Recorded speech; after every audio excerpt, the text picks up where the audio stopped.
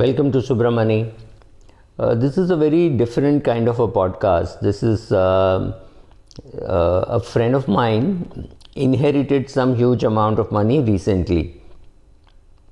When I say huge amount of money, I mean huge amount of money by Indian standards. In his own life, it is about 50% of his existing net worth. So let me not speak in riddles. Here is a friend with a net worth of about 15 crores and he inherited 8 crores from his uncle. Uncle had about 10-12 crores. He gave away a lot of money to some, he's given away money to some others, but he gave it to his nephew. His uncle was married but a widower. He had lost his wife long ago, so she died. She had died about 2-3 years ago.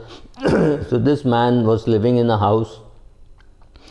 So that house and his that house is worth about 3 crores or 4 crores, and the property would be worth about 4-5 crores. So he's inherited about 8-9 crores.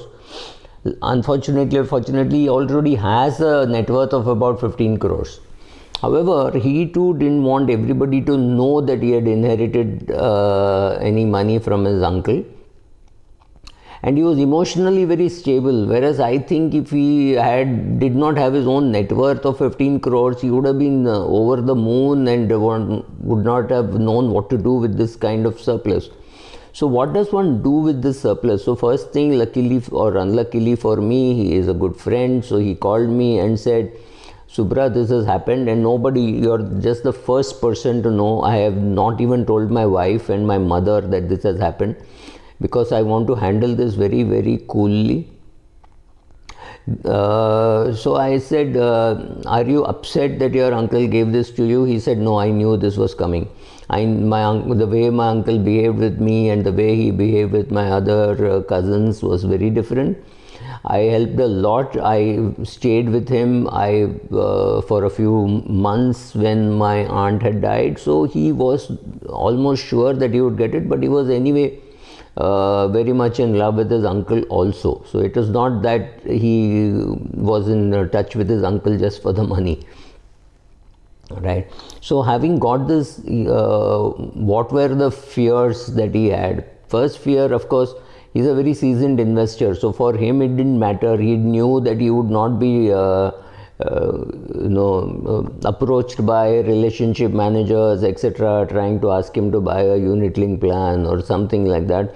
He knew that wouldn't happen. Whereas, look at what would have happened if it was a person with a net worth of say 50 lakhs inheriting 8 crores and suddenly so much money coming into his demat account or into his bank account in terms of dividend. They would have let loose a bunch of relationship managers on him and tried to sell him a ULIP or say, sir, too concentrated a portfolio, why don't you reduce risk or things like that. Luckily for him, that didn't happen.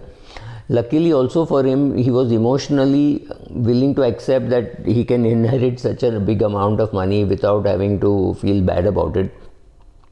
His own father had died a few years ago, his mother was alive, so his father also took care of his younger brother during his bad time. So therefore, it was emotionally acceptable that such a big amount can be inherited.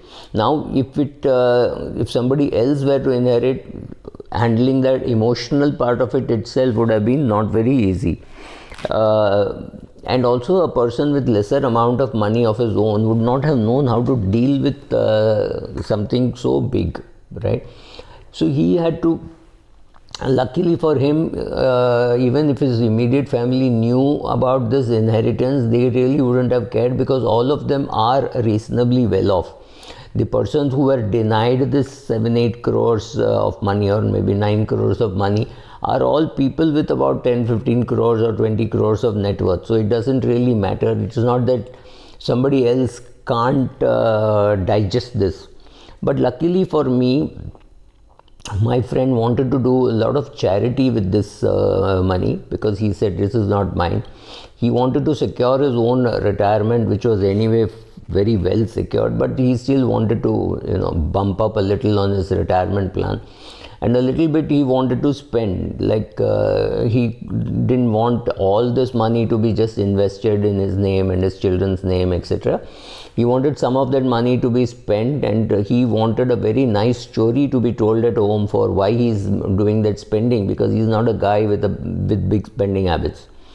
So that was very funny, but yes, emotionally correct. He didn't want them to know that he had inherited, but he also wanted them to participate in that. So a booming market is very helpful. So I said, why we can always tell the story that we bought a share for 10 lakhs and it has become 2 crores or 5 crores or some such number which you are willing to spend, because people have to benefit also by a booming market, right? So that way it was helping that we were going to tell them a story of how some of the profits were to be taken out, so that and enjoyed. So last week he had sold some shares, and after that when it fell, he felt very good, but not a very big significant difference in his portfolio anyway.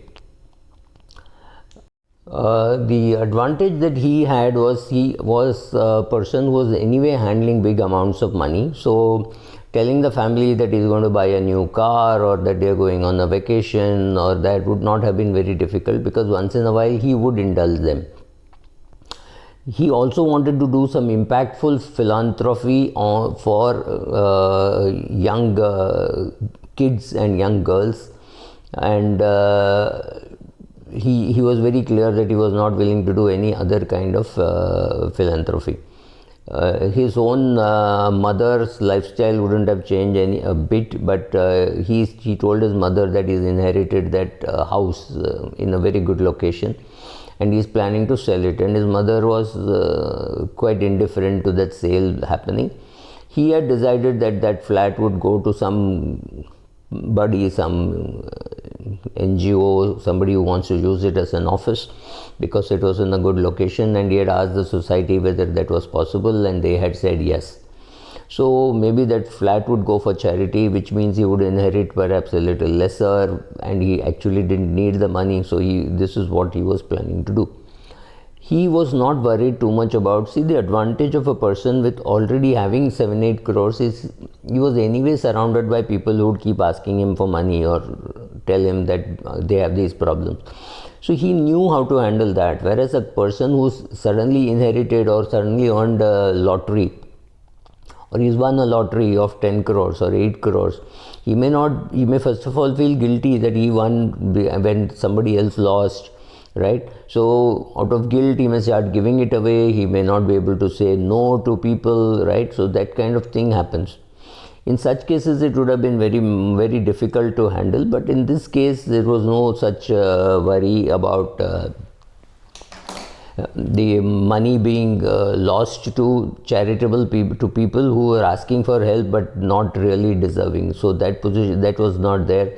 There was no worry of a bank manager or somebody else coming and taking away the money. None of those problems were there.